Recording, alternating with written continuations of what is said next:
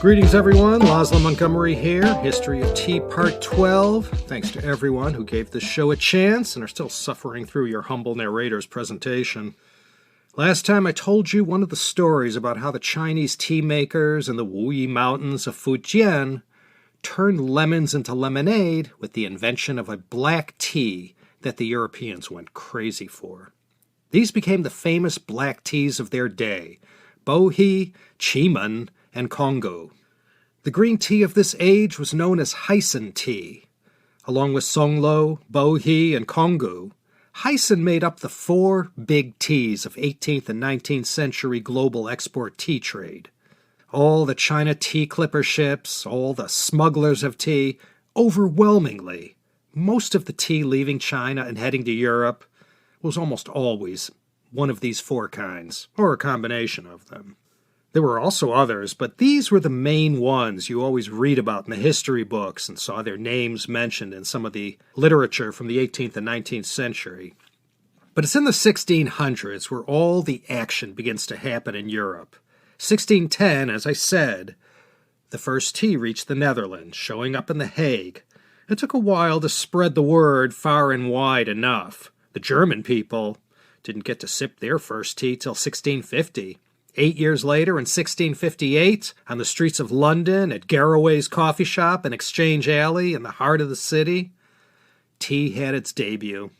The earliest tea advert also came out in that year in the Mercurius Politicus and proclaimed, quote, "That excellent and by all physicians approved drink called Chinyan's cha, by other nations te, alias tea, is sold at the Sultaness Head, a coffee house in Sweeting's Rents, by the Royal Exchange, London."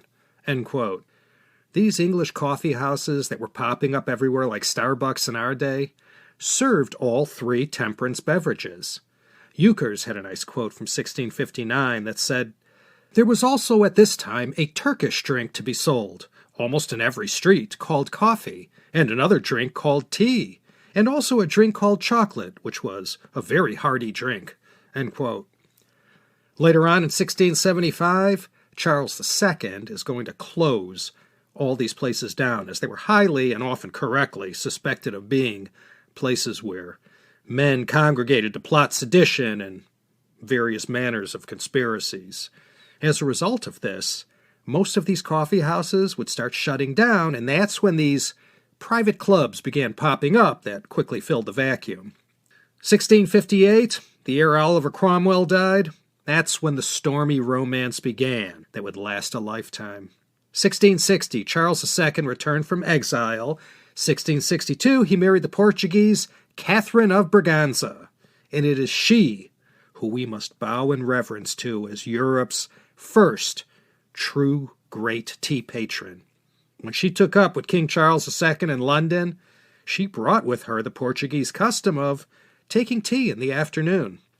As was always the case, no matter the Qing Dynasty or the House of Stuart, popular fashions and new things always started at the tip-top and worked their way down through society. So we thank Catherine of Braganza as the one to introduce this new beverage to the upper crust of British society. The British had to go get it from the Dutch at first. It wasn't going to be so easy for the British to just walk into China and take over. They purchased the tea from the Dutch in India, and then the tea was consolidated on board a cargo vessel that headed back to England. People in the Dutch colonies in the New World by 1670 were already sipping tea, supplied by the mother country. By 1674, though, New Amsterdam became a British colony, and it was renamed New York. And it was from that place, with all that early Dutch influence, that tea began to spread throughout the colonies. 1682, William Penn brought tea to Philadelphia. The colonists and loyal British subjects became the next market of people to notice tea. And these future Yanks would embrace it with equal enthusiasm as their British colonial masters. In 1684, with China's permission, of course, the British were able to get around the Dutch and send their first vessels directly to the port of Canton, Guangzhou. Here lie the humble beginnings of a British trading empire that would shake China to its foundations. These trading companies were after the big three commodities, of course. Always these three: tea, silk, porcelain. At the genesis of this trade, the amount of tea being imported, first measured in the hundreds of pounds or kilos. Once the 18th century kicks into high gear, British vessels will be hauling millions of pounds of this stuff back to Blighty. And it was the Honorable East India Company who held the monopoly for 150 years for all Far East trade with Britain. They managed the tea business. As the 18th century dawned, two markets for China's tea stood head and shoulders above the rest. One was Britain, and the other was Russia. Yeah, 1638, or maybe it might have been 1636. Tsar Michael I, founder of the Romanov dynasty, he was given a gift of 150 pounds of tea from a Mongolian ally. It started that way, a royal gift, some tribute, and this initial supply. Somehow I guess the upper classes took note of it, because something like 40 years later a treaty was signed that worked out a long-term trade deal between China, still in the Ming Dynasty, who at this time are on their last legs, and the House of Romanov, or whoever their representatives were. The way they carried out this tea trade between China and Russia was via camel caravan. No kidding. And just as you had with the tea horse routes, the cha ma gu dao, that went from Yunnan and Sichuan to Tibet and Qinghai, in Russia they had what was known as the Tea Road. Its history began in 1689 as a direct result of the Treaty of Nerchinsk. And they called it the Tea Road because a lot of tea made its way to Russia along this caravan route. It was called the Siberian Route, and it stretched from Kalgan in northern Hebei, that is today the city of Zhangjiakou, and that was the loading and unloading point in the east. And men and their camels trekked along this caravan route all the way to Moscow. It cut straight through Mongolia, right into Mother Russia, and then it was a long haul west before these traders were having borscht again. It all began around 1735, during the reign of Empress Elizabeth of Russia, daughter of Peter the Great and Catherine I. Russia and China traded more than just tea. They were, of course, the usual suspects, porcelain and silk. In return for all this stuff, the Chinese got furs, textiles, hides, hardware, and cattle. It was a good, honest business. And because of the logistics and transport costs, tea wasn't cheap enough yet for the Russian masses to enjoy. They still had a way to go yet. By 1796, when Catherine the Great left this world, over 3 million pounds of tea was making its way west along the Tea Horse Road to Moscow every year. That added up to over 6,000 camel loads. Russian importers brought in loose tea, but mostly the Russian market still called for tea to be made into bricks, or at least up until the 1770s. I think I mentioned in an earlier episode the Russians didn't give up their tea bricks too easy.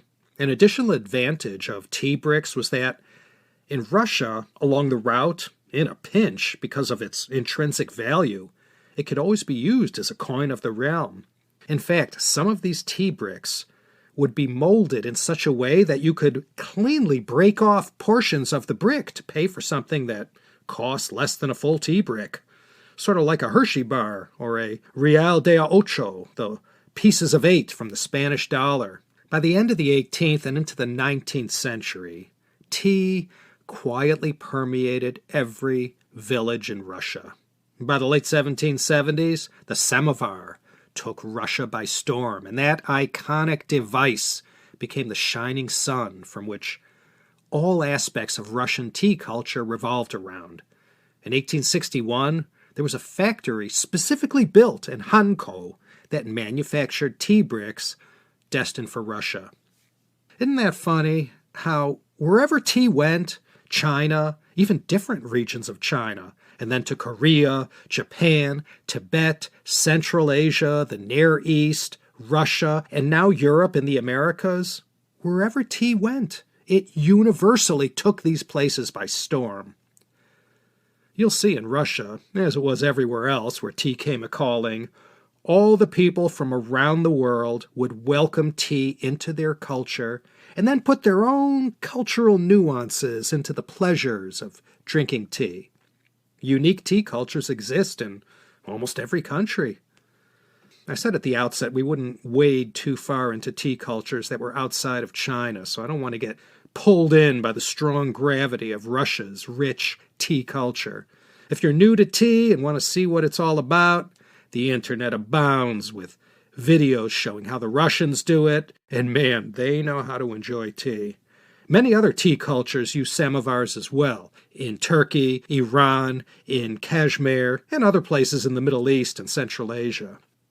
In 1880 came the Trans-Siberian Railway, so you can imagine what that did for the camel caravan business.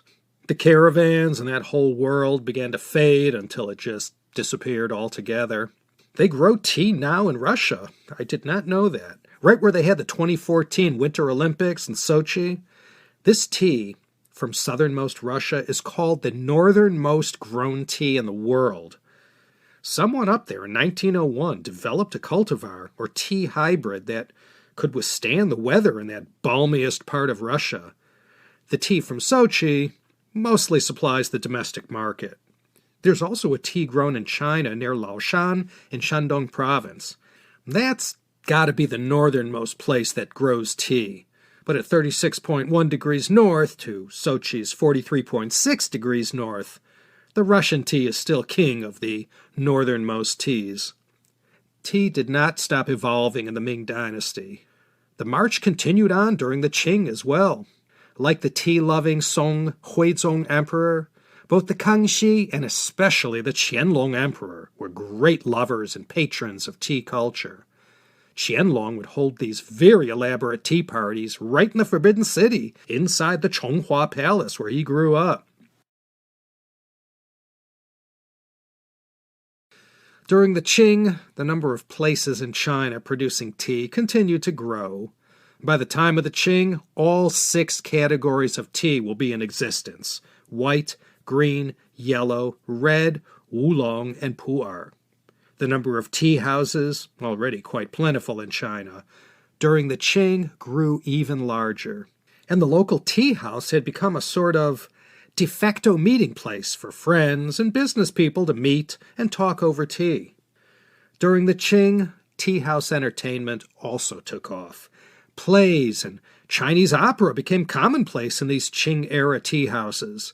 The dynasty also saw the number of new tribute teas increased more than ever before. If you go to Hangzhou and take the drive just outside of town to visit where they grow Longjing green tea, you'll see there at Hugong Temple a separate area fenced off where there are 18 tea trees. According to the story, the Qianlong Emperor himself visited this place 4 times to Mount Shifeng. So enamored was Qianlong with the Dragon Well tea there, the Longjing cha, that he gave imperial honors to these 18 tea trees. The tea-loving Qianlong Emperor once wrote, quote, "You can taste and feel, but not describe, the exquisite state of repose produced by tea, that precious drink which drives away the 5 sorrows." End quote. Well, that was easy for the Qianlong Emperor to say. He drank nothing but the best of the best. Traditional Chinese tea houses had been around in one form or another for who knows how long, but they really expanded in numbers during the Northern Song, thanks to the combination of all this emerging tea culture, Emperor Huizong's sponsorship, and the general economic prosperity and good times. Well, until the Jurchens came, of course. The whole idea of a nice cozy place to go drink tea, hang out, be entertained was wildly popular and kept growing, evolving, and improving, especially during the Southern Song, when the capital was moved south of the Yangtze to Hangzhou. During the Ming, tea houses sprouted up all over as the common folk also wanted to partake in this pastime. China's a big country, so it took time for the pleasures of tea house culture to make its way down to all the cities and towns north and south of the Yangtze. But in the Qing Dynasty, the tea house industry was bigger than ever before in China's history. A lot of the old ways of drinking tea gave way in the Qing to new innovative ways of enjoying tea culture. The first 100 years of the dynasty was a period of great wealth and prosperity, and it reflected in the kind of teaware that was being produced. The kilns of Qing ran hot for the entirety of the dynasty. One work of art coming out of that place was more spectacular than the next as far as those porcelain pieces destined for the Qing palace. Blue and white remained the most popular, but in the Qing, porcelain teapots were produced in more colors and in all kinds of cutting-edge shapes. Compared to the subtle elegance of the Song, some of the stuff coming out of Qing, especially in the late Qing, would have looked right at home in a French Rococo painting. Many of these tea sets were never meant to be used and were only for display. So brisk was the business at Qing during the Qing, the number of kilns increased from 20 to 58.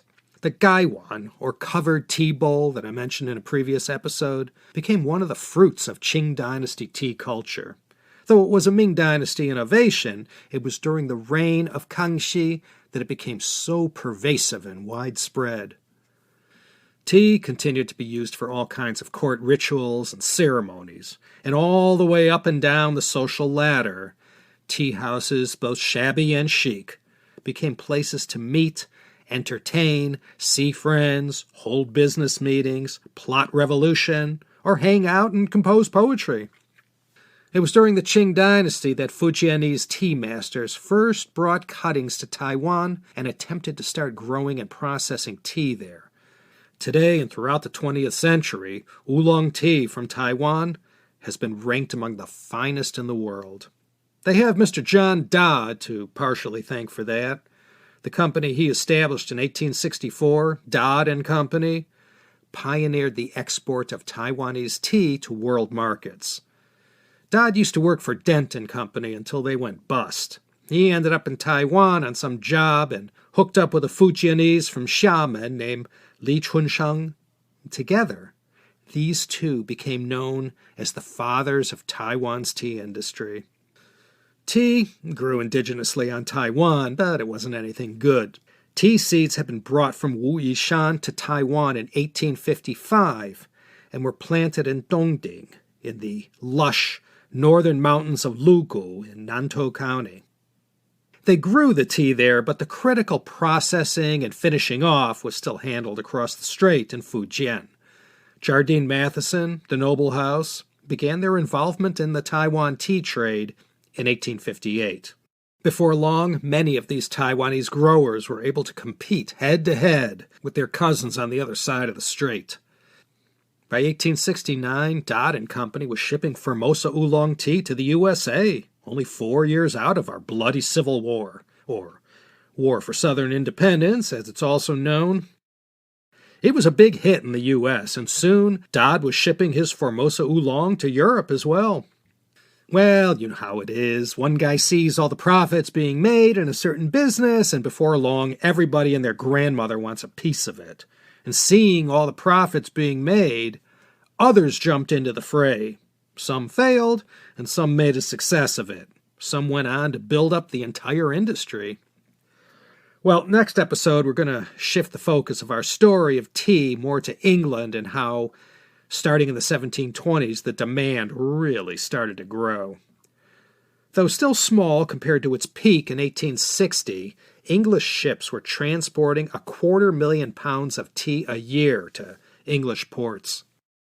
Queen Anne, Queen of England and of Scotland, 1702 to 1707, and then after the Acts of Union, from 1707 until she died in 1714, well, she was Queen of Great Britain. She was the niece of Charles II and the sister of Mary II, wife of William III. Now, Queen Anne is going to play her part in furthering English tea culture. She was the first in England to use a silver tea service in the royal household. English coffee house culture during Queen Anne and her cousin George I's time would really take off. These coffee houses were very much a temperance alternative to the local pub. This English coffee house culture would evolve over the entire 18th century.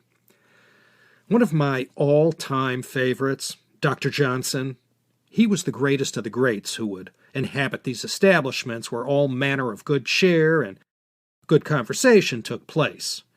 Samuel Johnson, 1709 to 1784, was by his own accounts a hardened and shameless tea drinker.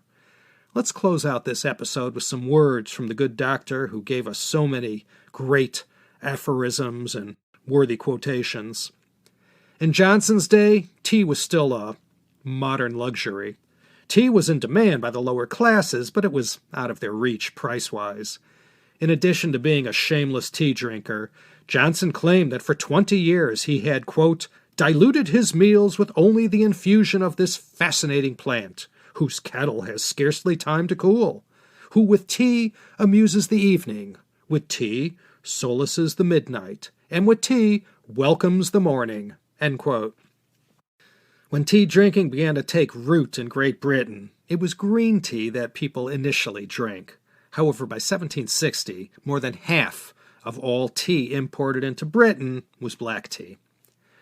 Dr. Johnson said of the history of tea in Europe, quote, tea was first imported from Holland by the Earls of Arlington and Ossory in 1666. From their ladies, the women of quality learned its use.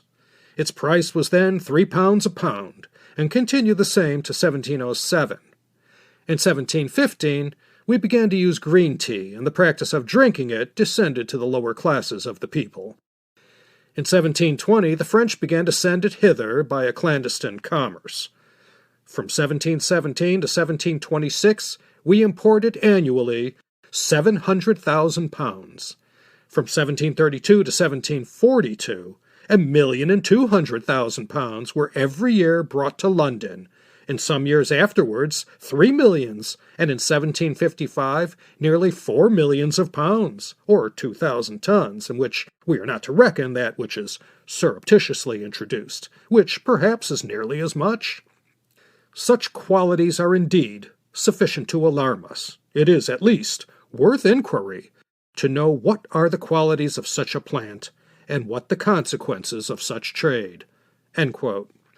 Johnson also famously said, quote, tea's proper use is to amuse the idle, and relax the studious, and dilute the full meals of those who cannot use exercise, and will not use abstinence. End quote. The great, with a capital G, Dr. Samuel Johnson. And with that, we'll put the old proverbial bookmark in right here. Next episode, we'll pick up in the 18th century and look at what happens after prices and taxes come down in England and your average worker at mill or the shops or in the mines can finally afford tea. If you thought iPhones were hot, you haven't seen anything yet. So that's for next time. Until that time, this is your host and humble narrator, Laszlo Montgomery, once again signing off from beautiful and lovely Southern Cali. Consider coming back next time, won't you? For another zestful episode of the Tea History Podcast.